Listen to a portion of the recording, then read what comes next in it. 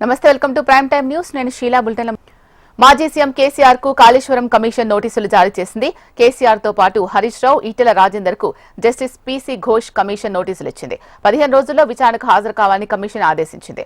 June 5వ తేదీన KCR, 6న Harish Rao, June 9న Etela Rajender విచారణకు హాజరు కావాలని ఆదేశించింది.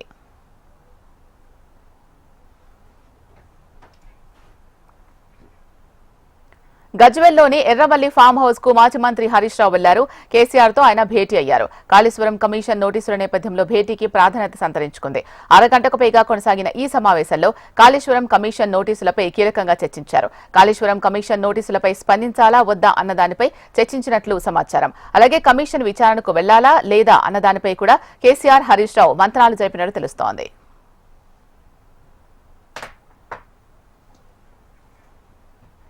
తెలంగాణ రాజ్భవన్ లో చోరీ జరిగింది. మొదటి అంతస్తు సుధర్మ భవన్ లోని గదిలో 4 హార్డ్ డిస్కులు అపహరణకు గురయ్యాయి. ఈ నెల 14వ తేదీ రాత్రి చోరీ జరిగినట్లు సీసీ ఫుటేజ్ లో దృశ్యాలు రికార్డయ్యాయి. హెల్మెట్ ధరించి కంప్యూటర్ రూమ్ లోకి ఒక వ్యక్తి వచ్చినట్లు గుర్తించారు. చోరీకి గురైన హార్డ్ డిస్క్ లో రాజ్భవన్ వ్యవహారాలతో పాటు కీలకమైన రిపోర్ట్ ఫైల్స్ ఉన్నట్లు గుర్తించారు. దీనిపై రాజ్భవన్ సిబ్బంది పోలీసులకు ఫిర్యాదు చేశారు. సీసీ ఫుటేజ్ ఆధారంగా కంప్యూటర్ హార్డ్వేర్ ఇంజనీర్ శ్రీనివాస్ ఈ దొంగతనానికి పాల్పడినట్లు గుర్తించారు. అయితే పోలీసుల విచారణలో కీలక విషయం వెలుగులోకి వచ్చింది. తోటి మహిళా ఉద్యోగిని ఫోటోలు మార్ఫింగ్ చేసి రాజ్భవన్ ఉద్యోగి భయభ్రాంతులకు గురిచేసినట్లు పోలీసుల విచారణలో బయటపడింది. రాజ్భవన్ చోరీ కేసులో నిందితుడు శ్రీనివాస్ ను వారం రోజుల క్రితమే ఫోటోలు మార్ఫింగ్ కేసులో పోలీసులు అరెస్ట్ చేసి రిమాండ్కు తరలించారు. ఈ ఘటనతో శ్రీనివాస్ ను ఉద్యోగం నుంచి సస్పెండ్ చేశారు రాజ్భవన్ అధికారులు. తాజాగా మార్ఫింగ్ ఫోటోస్ ఉన్న హార్డ్ డిస్క్ ను చోరీ చేశారు.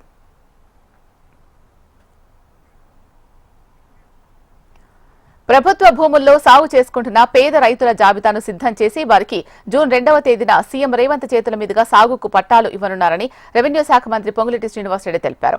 రైతులు ఎదుర్కొంటున్న భూ సంబంధ సమస్యలను పరిష్కరించేందుకు భూభారత చట్టం రైతుల నేస్తంగా పనిచేస్తుంది అనే భరోసా ఇచ్చారు. మంచిర్యాలలో భూభారతి అవగాహన సదస్సు నిర్వహించారు. రైతుల సమస్యలను పరిష్కరించేందుకు ప్రభుత్వ అధికారులు బాధ్యతతో పనిచేస్తారని తెలిపారు. రైతులకు ప్రభుత్వ ఫారెస్టు భూముల మధ్య గట్ల పంచాయతీలు ఉన్నాయని సర్వే చేయించి ఈ సమస్యకు శాశ్వత పరిష్కారం అతి త్వరలో చూపిస్తామని మంత్రి పొంగులేటి స్పష్టం చేశారు. కలిగితే మీరు ఏ ఆఫీసర్ కి చెప్పుకునే అవకాశం దేంట్లో లేదు.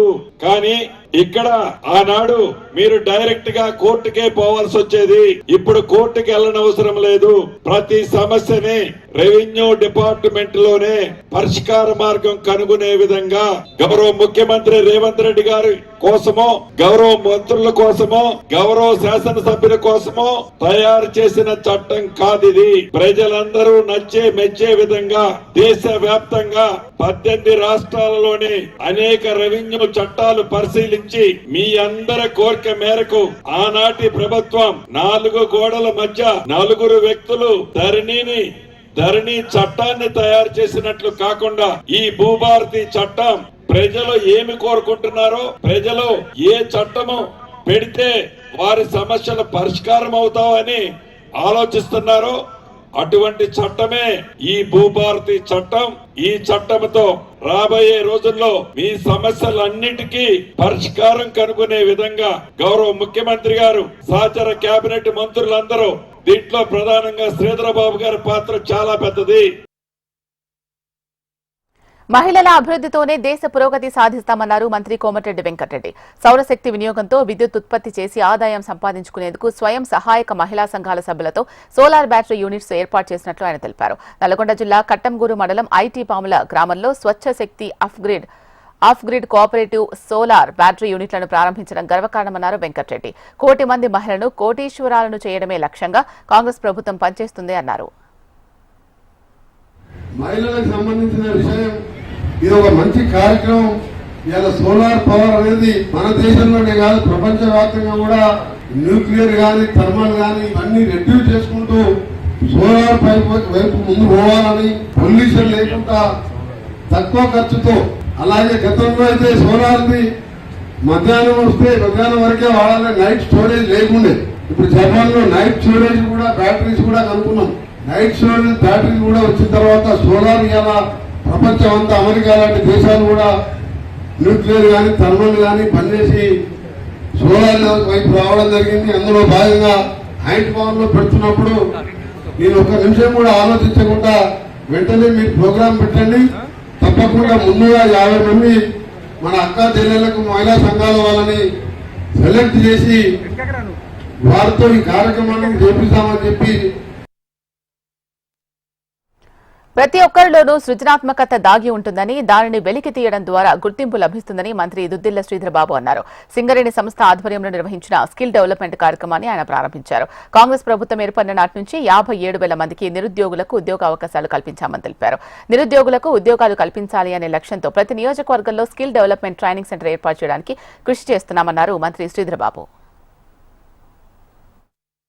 10th ఇంటర్మీడియట్ డిగ్రీ దానికి తోడు ఇంజనీరింగ్ చదువుకొని టెక్నికల్ కోర్స్ చేసిన వారికి కూడా రేపు మా ఐటీ డిపార్ట్మెంట్ నుంచి ఉన్న టాస్క్ సెంటర్స్ కు సంబంధించి కూడా వీటితో ఒక MOU చేసి తప్పకుండా అంటే పరిశ్రమకు కావాల్సిన నైపుణ్యాన్ని పెంచే ఒక ప్రయత్న భాగంలో ఒక పక్కన రాష్ట్ర ప్రభుత్వం గౌరవ ముఖ్యమంత్రి రేవంత్ రెడ్డి గారు నైపుణ్యానికి సంబంధించిన విశ్వవిద్యాలయాన్ని స్థాపించి ప్రభుత్వం తరఫున మేము ప్రభుత్వ ఉద్యోగ ఖాళీలు ఒక పక్షాన 57,000 ఉద్యోగాలు ఒక సంవత్సరంలో ఉద్యోగ భర్తీలు చేసినప్పటికీ ఇంకా 20 నుంచి 25 లక్షల మంది నిరుద్యోగ యువకులు ఉద్యోగాలు కావాలి అనే ప్రయత్నంలో ఉన్నారు.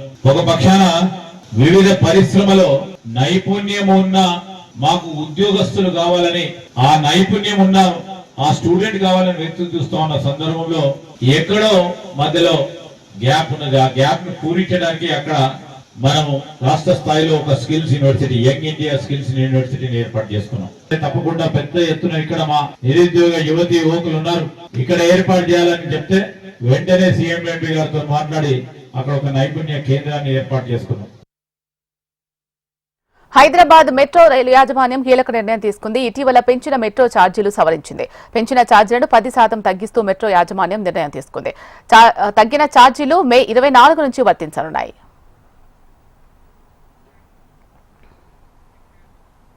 హైదరాబాద్ సిటీ గుల్జార్ హౌస్ సమీపంలో జరిగిన భారీ అగ్ని ప్రమాద ఘటనపై ప్రభుత్వం ఉన్నతాధికారులతో కమిటీ ఏర్పాటు చేసింది. 6 ఉన్నతాధికారులతో సమగ్ర విచారణ జరిపి ప్రభుత్వానికి నివేదిక సమర్పించనున్నారు. కమిటీ సభ్యులుగా GHMC commissioner RV Kannan, Hyderabad collector Anudeep Durishetti, Hyderabad CP CV Anand, fire DG Nagireddy, HYDRAA commissioner Ranganath, TSSPDCL CMD Musharraf నియమితులయ్యారు. మరోవైపు ఇవాళ ఘటనా స్థలానికి వెళ్లిన క్లూస్ టీం ఇంటి లోపలికి వెళ్లి స్థలాన్ని పరిశీలించి ఆధారాలు సేకరించారు. భవనంలో 14 ఏసీలు ఉన్నట్లు గుర్తించారు. ఇక షార్ట్ సర్క్యూట్ వల్లే ప్రమాదం జరిగిందని అగ్నిమాపక శాఖ చెబుతూ ఉండగా అలాంటి ఆనవాళ్లు లేవని చెబుతోంది విద్యుత్ శాఖ. అయితే ప్రమాదం జరిగిన సమయంలో ఎంతమంది ఉన్నారనే విషయంలో ఇప్పటివరకు స్పష్టత రాలేదు.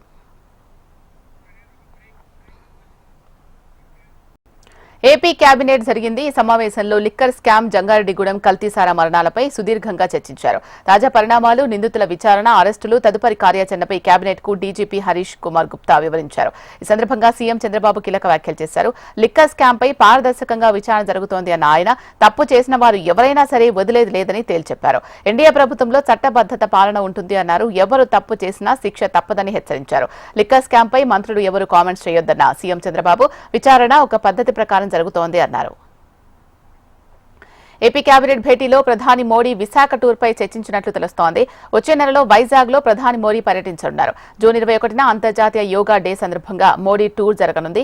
ఇందులో భాగంగా ప్రధాని వైజాగ్ టూర్ పై మంత్రులతో సీఎం చంద్రబాబు చర్చించారు. ప్రధాని టూర్ విజయవంతంపై దృష్టి పెట్టాలని జూన్ 19, 20 తేదీల్లో యోగా రిహార్సల్స్ ఉంటుంది అన్నారు. జూన్ 21న 5 లక్షల మంది యోగా డేలో పాల్గొనేలా ప్లాన్ చేయాలి అన్నారు. రాష్ట్రంలో అభివృద్ధి కార్యక్రమాలు బాగా జరుగుతున్నాయన్న సీఎం సంక్షేమ పథకాల క్యాలెండర్ విడుదల చేయాలని నిర్ణయించారు. నీటిపారుదల ప్రాజెక్టులు, అమరావతి నిర్మాణం, కేంద్ర ప్రాజెక్టులు ఇలా మౌలిక వసతుల అభివృద్ధి జరుగుతోంది అన్నారు. వీటి ఫలితాలు త్వరలోనే వస్తాయని కేబినెట్ మంత్రులకు చెప్పారు సీఎం చంద్రబాబు.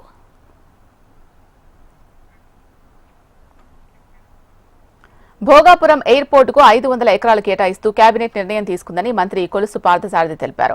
అమరావతిలో లా యూనివర్సిటీ ఏర్పాటు జరగనుందని, బీఆర్ అంబేద్కర్ ఓపెన్ యూనివర్సిటీ ఏలూరులో ఏర్పాటుకు కేబినెట్ ఆమోదం తెలిపింది అన్నారు. టూరిజం పాలసీకి లోబడి కొన్ని ప్రాజెక్టులు వస్తాయని, వైజాగ్ త్వరలో అద్భుత నగరం అవుతుందని మంత్రి కొలుసు అన్నారు. గత 5 సంవత్సరాల్లో ఆంధ్రప్రదేశ్ రాజధాని ఏది అంటే చెప్పలేని ఒక దౌర్భాగ్య పరిస్థితిలో ఉన్న విషయం అందరికీ తెలిసిందే. వాళ్ళ ఇష్టం వచ్చినట్లు 3 రాజధానులు, రకరకాల పేర్లు పెట్టి ఏ రాజధానిని కూడా నిజం చేయటానికి కనీస ప్రయత్నం చేయని పరిస్థితులను మనం చూసాం. ఆంధ్రప్రదేశ్ ప్రజలందరూ కూడా మీ రాష్ట్ర రాజధాని ఏది అని ఇతర రాష్ట్రం వాళ్ళు కానీ ఇతర దేశస్తులు కానీ అడిగితే చెప్పుకోలేని దౌర్భాగ్య పరిస్థితి మనందరం కూడా చూసాం. గ్రేటర్ హైదరాబాద్ తెలంగాణకి రాజధానిగా ఉంటుందో, అమరావతి అంటే అమరావతిలో మిగతా ఏపీసీఆర్డీఏ చట్టంలో ఉన్న ప్రాంతాలన్నీ కూడా కలిపి అమరావతి. సో ఆ అమరావతి ఈ రాష్ట్ర రాజధానిగా పేరుని ఇన్సర్ట్ చేయటం అంటే ఆ చట్టంలో ఏదైతే కొత్త రాజధానిని విభజిత ఆంధ్రప్రదేశ్ ఏర్పాటు చేసుకుంటుంది డిసైడ్ చేస్తుందని ఏదైతే ఉందో అక్కడ కొత్త రాజధాని కాకుండా Amaravati will be the capital of Andhra Pradesh అనేది ఇన్సర్ట్ చేయాలని చెప్పేసి రికమెండ్ చేయడం జరుగుతుంది. ఏపీలో ఇకపై రేషన్ వ్యాన్లు ఉండవని మంత్రి నాదెండ్ల మనోహర్ తెలిపారు. ఇక నుంచి రేషన్ దుకాణాలకు వెళ్లి లబ్దిదారులు బియ్యం తీసుకోవాలని సూచించారు. ఏపీ కేబినెట్ సమావేశంలో ఈ నిర్ణయాలు తీసుకున్నారు. ఈ క్రమంలో వచ్చే జూన్ నుంచి చౌక ధర దుకాణాల ద్వారానే పీడీఎస్ బియ్యం పంపిణీ చేస్తామని మంత్రి నాదెండ్ల స్పష్టం చేశారు. పీడీఎస్ బియ్యం అక్రమ రవాణాపై ఉక్కుపాదం మోపుతామని మంత్రి నాదెండ్ల తేల్చెప్పారు. రేషన్ సరఫరాకు వాహనాలు వచ్చాక సరుకులు ఎటు వెళ్తున్నాయో తెలియలేదని, ఒక్కో వాహనానికి నెలకు 27,000 చొప్పున పౌర సరఫరా శాఖ చెల్లిస్తోంది అన్నారు. చాలా అంశాలపై నిర్ణయించి రేషన్ వ్యాన్లను రద్దు నిర్ణయం తీసుకున్నట్లు మంత్రి నాదెండ్ల తెలిపారు. 65 ఏళ్లు పైబడిన వృద్ధులు, దివ్యాంగులకు ఇంటి వద్దకే బియ్యం పంపిణీ చేస్తామని వెల్లడించారు. గతంలో ఉన్న పీడీఎస్ రైస్ పంపిణీ వ్యవస్థ ఏదైతే ఫేర్ ప్రైస్ షాపుల ద్వారా రాష్ట్ర వ్యాప్తంగా 29,000 షాపుల్లో ప్రతి నెల 1వ తారీఖు నుంచి 15వ తారీఖు వరకు ఉదయం నుంచి రాత్రి వరకు ప్రజలకి అందుబాటులో ఉండి సరుకులు సరఫరా చేసే వ్యవస్థని కుట్రపూరితంగా గత వైఎస్ఆర్సీపీ ప్రభుత్వం రాష్ట్రానికి అపార నష్టం కలిగిస్తూ వినియోగదారులు కూడా కనివిని ఎరగని రీతిలో ఇబ్బందికరమైన పరిస్థితులు తీసుకొచ్చారు. ఎవరైతే పాపం ఎదురు చూస్తున్నారో రేషన్ వాళ్ళకి ఆ సమయానికి అందదు. ఇంకా ఆశ్చర్యకరమైన విషయం ఏంటంటే చాలామంది పాపం పనులకు వెళ్ళే వాళ్ళు కూడా పనులు మానేసుకుని ఫలానా రోజు వ్యాన్ వస్తుందని వాళ్ళు ఎదురు చూసుకుంటూ ఇబ్బంది పడే పరిస్థితులు చాలా క్లియర్గా అనేక సందర్భాల్లో మా దృష్టికి వచ్చినాయి. అంటే 3 ఫేర్ ప్రైస్ షాపులకి అనుగుణంగా ఒక వ్యాన్ని ఏర్పాటు చేశారు. తద్వారా డైవర్షన్ చాలా భారీ ఎత్తున జరిగింది.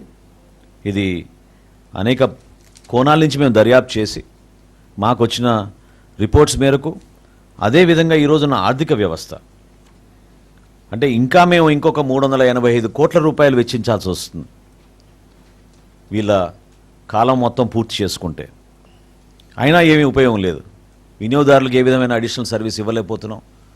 ఫేర్ ప్రైస్ షాప్ అయితే 1వ తారీఖు నుంచి 15వ తారీఖు వరకు ఉదయం నుంచి రాత్రి వరకు ఓపెన్ ఉండి. ఏపీ సీఎం చంద్రబాబు ఈ నెల 22వ తేదీన ఢిల్లీకి వెళ్లనున్నారు. 23వ తేదీన ఆయన కేంద్ర మంత్రులతో సమావేశమై పలు కీలక విషయాలపై చర్చించనున్నారు.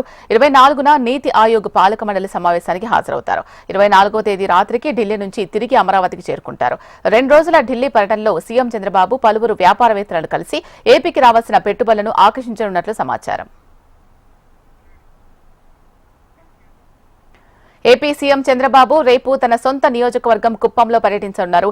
అక్కడ జరుగుతున్న గంగమ్మ జాతరలో భాగంగా ఆ రోజున జరిగే గంగమ్మ విశ్వరూప దర్శనంలో అమ్మవారిని చంద్రబాబు దర్శించుకుంటారు. ఈ సందర్భంగా అమ్మవారికి పట్టు వస్త్రాలు సమర్పిస్తారని టీడీపీ వర్గాలు తెలిపాయి. తొలుత బెంగళూరుకు ఆయన ప్రత్యేక విమానంలో వెళ్లనున్నారు. అక్కడి నుంచి హెలికాప్టర్లో చంద్రబాబు కుప్పంకు వెళ్తారని టీడీపీ వర్గాలు తెలిపాయి. ఏనుగుల దాడులతో బాధపడే అటవీ సరిహద్దు గ్రామాల ప్రజలకు ఎన్నికల ముందు ఇచ్చిన హామీ నిలబెట్టుకునే దిశగా పవన్ అడుగులు వేస్తున్నారు. అందులో భాగంగా రేపు కర్ణాటకలో AP deputy CM Pawan Kalyan పర్యటించనున్నారు. అరణ్య భవన్లో కర్ణాటక అటవీ శాఖ మంత్రి ఖండ్రే ఈశ్వర్తో ఆయన భేటీ కానున్నారు. CM Siddaramaiah, deputy CM DK Shivakumar సమక్షంలో పవన్ కు 6 కుంకి ఏనుగులను అప్పచెప్పనుంది కర్ణాటక అటవీ శాఖ. కుంకి ఏనుగుల కోసం గత ఏడాది కర్ణాటక ప్రభుత్వాన్ని పవన్ కళ్యాణ్ సంప్రదించారు. ఈ నేపథ్యంలో ఏపీకి 6 కుంకి ఏనుగులను అప్పచెప్పేందుకు కర్ణాటక సర్కార్ ముందుకొచ్చింది. కుంకి ఏనుగుల రాకతో ప్రాణ నష్టం, పంట నష్టం తక్కువయ్యే అవకాశం ఉంది. దీంతో చిత్తూరు, శ్రీకాకుళం, పార్వతీపురం అటవీ సరిహద్దు గ్రామాల రైతులు, ప్రజలకు ఊరట కలగనుంది.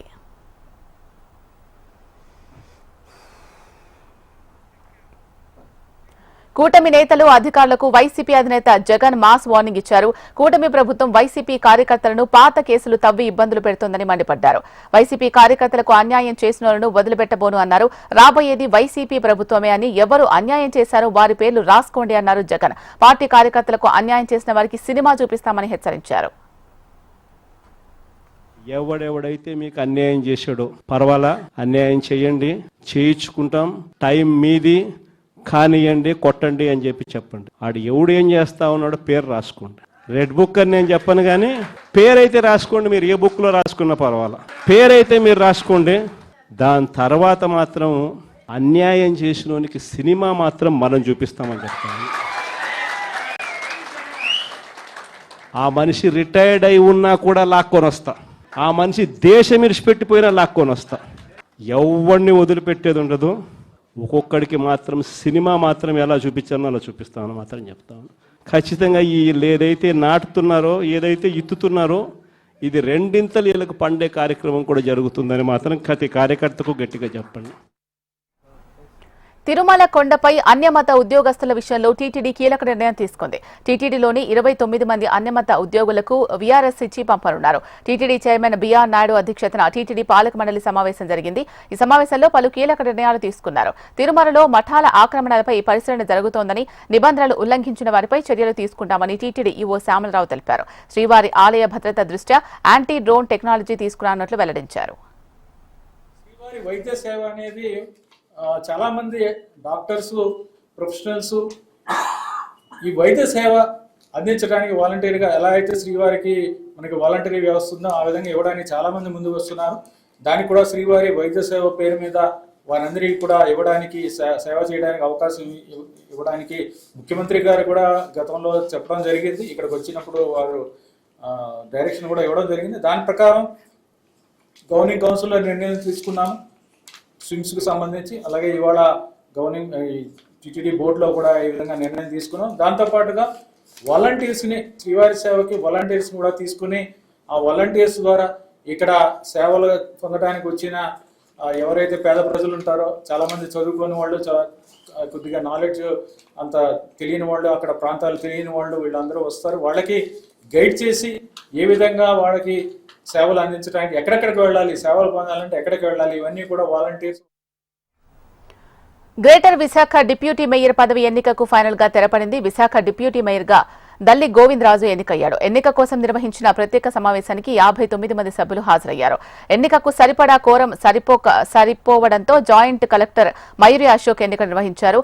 దల్లి గోవిందరాజు ఎన్నికైనట్లు ప్రకటించారు.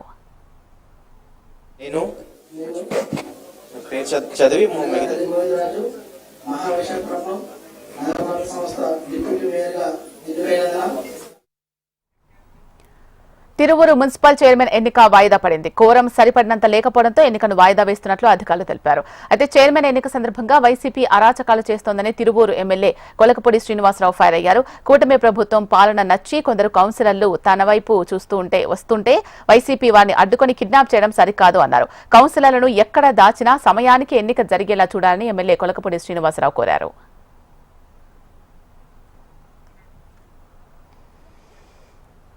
నీటిపారుదల రంగ శాస్త్రవేత్తలు శ్రీశైలం డ్యాంను పరిశీలించారు. పూణేకు చెందిన central water power research station సైంటిస్టులు శ్రీశైలం ప్రాజెక్టు పరిసరాలు స్వయంగా పరిశీలించారు. వ్యూ పాయింట్ వద్ద డ్యాం అధికారులతో central water power research station సైంటిస్టులు సమీక్షా సమావేశం నిర్వహించారు. డ్యాం అధికారులు CWPRS బృందానికి పవర్ పాయింట్ ప్రెజెంటేషన్ ద్వారా ఫ్లాంజ్ పూల్ గురించి వివరించారు. అనంతరం సెంట్రల్ వాటర్ పవర్ రీసెర్చ్ స్టేషన్ బృందం dam flash pool, gallery dam gates, cylinders పరిశీలించారు. 2 రోజుల పాటు శ్రీశైలం డ్యాం ఫ్లంజ్ పూల్ లోతు, పేరుకుపోయిన పూడికను పరిశీలించేందుకు వచ్చినట్లు పూణేకు చెందిన central water power research station scientist తెలిపారు.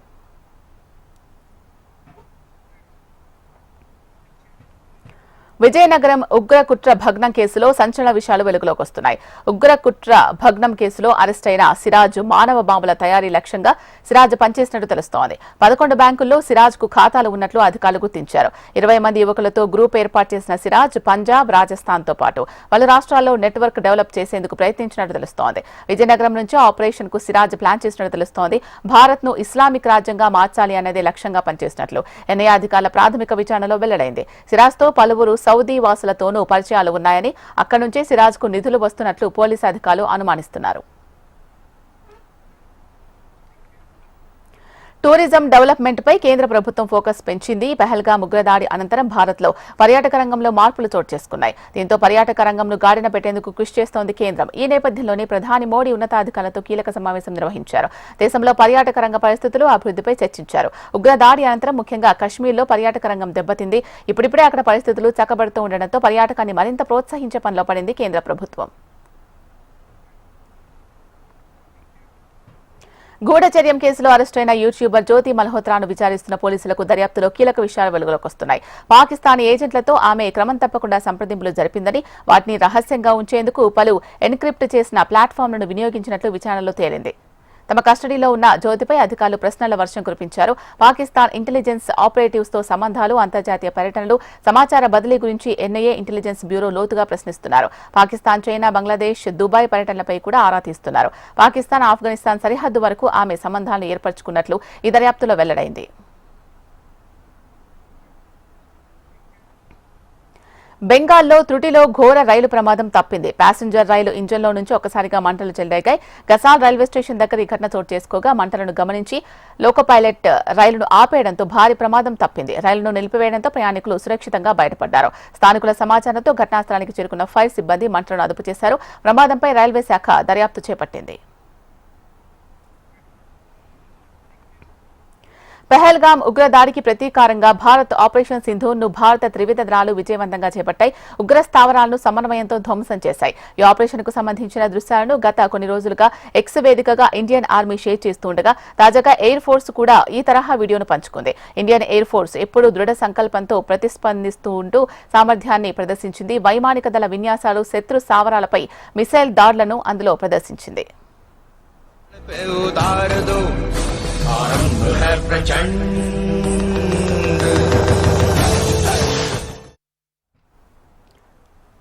గోల్డ్ స్మగ్లింగ్ కేసులో కన్నడ నటి రన్యారావుకు ఊరట లభించింది. రన్యారావుతో పాటు తరుణ్ రాజ్ కొండూరుకు బెంగళూరు కోర్టు బెయిల్ మంజూరు చేసింది. ఆర్థిక నేరాల ప్రత్యేక కోర్టు ఇద్దరికీ షరతులతో కూడిన బెయిల్ను మంజూరు చేసింది. 2 లక్షల చొప్పున వ్యక్తిగత బాండ్, ఇద్దరి పూచీకత్తుతో బెయిల్నిచ్చింది. తప్పనిసరిగా విచారణకు హాజరు కావాలని ఆదేశించింది. దర్యాప్తు అధికారులకు సహకరించాలని, కోర్టు నుంచి ముందస్తు అనుమతి లేకుండా దేశం విడిచి వెళ్లకూడదని తెలిపింది. ఉత్తరాఖండ్లో కొండ చర్యలు విరిగిపడ్డాయి. పితోరాగఢ్ జిల్లా సమీపంలో కైలాష్ మానస్ సరోవర్ యాత్ర మార్గంలో అవి విరిగిపడడంతో వందలాది యాత్రికులు చిక్కుకుపోయారు. వారితో పాటు స్థానికులు కూడా ఉన్నారు. ఆ మార్గాన్ని అందుబాటులోకి తెచ్చే విధంగా స్థానిక యంత్రాంగం సహాయక చర్యలు ప్రారంభించింది. బార్డర్ రోడ్స్ ఆర్గనైజేషన్ బృందం అక్కడికి చేరుకుని శిథిలాలు తొలగించి రోడ్డు మార్గాన్ని క్లియర్ చేసింది. తాజా ఘటనలో ఎలాంటి ప్రాణ నష్టం సంభవించలేదని అధికారులు వెల్లడించారు. యుద్ధం ముగింపుపై యుక్రెయిన్ అధ్యక్షుడు కీలక వ్యాఖ్యలు చేశారు. తాము యుద్ధ విరమణకు సిద్ధంగా ఉన్నా రష్యా అందుకు సిద్ధంగా ఉన్నట్లు కనిపించడం లేదని తెలిపారు. రష్యాకున్న నియమాలు ఏంటి అనేవి తనకు తెలియదని, కానీ తాము మాత్రం ఈ యుద్ధంలో చాలా కోల్పోయామని పేర్కొన్నారు. ఇంతటితో ఉద్రిక్తతలకు ముగించడం చాలా ముఖ్యమన్నారు. ముందుగా కాల్పుల విరమణకు అంగీకరిస్తే తప్ప రష్యాని నమ్మలేమన్నారు జెలెన్స్కీ. ఎలాంటి షరతులు లేకుండా కాల్పుల విరమణను ప్రతిపాదించినందుకు ట్రంప్నకు కృతజ్ఞతలు తెలిపారు. ఇజ్రాయెల్ భీకర దాడులతో గాజాలో ప్రజల జీవనం ప్రశ్నార్థకంగా మారింది. గాజాను అన్ని వైపులా నిర్బంధించిన ఇజ్రాయెల్ పరిమిత స్థాయిలో మాత్రమే మానవతా సాయానికి అనుమతిస్తోంది. దీంతో ఆ ప్రాంతంలో ఆకలి సావులు పెరిగిపోతున్నాయి. ఈ పరిస్థితిపై ఐక్యరాజ్యసమితి తీవ్ర ఆందోళన వ్యక్తం చేసింది. స్టాక్ మార్కెట్లు ఇవాళ భారీ నష్టాలతో ముగిశాయి. గ్లోబల్ మార్కెట్ల బలహీనతతో పాటు ప్రాఫిట్ బుకింగ్ తో సెన్సెక్స్, నిఫ్టీ కుదేలయ్యాయి. ఎఫ్ఐఐల అమ్మకాలు కూడా మార్కెట్ సెంటిమెంట్ ను దెబ్బతీశాయి. నిఫ్టీ 25,000 పాయింట్లకు చేరువ కావడంతో ఇన్వెస్టర్లు లాభాల స్వీకరణకు పాల్పడ్డారు. అమ్మకాల వెల్లువతో ఒక్కరోజే దాదాపు 3.5 లక్షల కోట్ల మదుపుదారుల సంపద ఆవిరైంది. భారత్, అమెరికా మధ్య టారిఫ్ డీల్ పై క్లారిటీ లేకపోవడం మార్కెట్పై ప్రతికూల ప్రభావం చూపింది. బ్యాంక్, ఆటోమొబైల్, ఫైనాన్షియల్, ఎఫ్ఎంసీజీ షేర్లు భారీగా నష్టపోయాయి. మొత్తం మీద 872 పాయింట్ల నష్టంతో సెన్సెక్స్ 81,186 పాయింట్ల వద్ద క్లోజ్ అవ్వగా నిఫ్టీ 261 పాయింట్ల పతనమై 24,683 పాయింట్ల వద్ద క్లోజ్ అయింది. ఇవి బులెటిన్ విశేషాలు. చూస్తూనే ఉండండి హెచ్ఎం టీవీ. నమస్తే.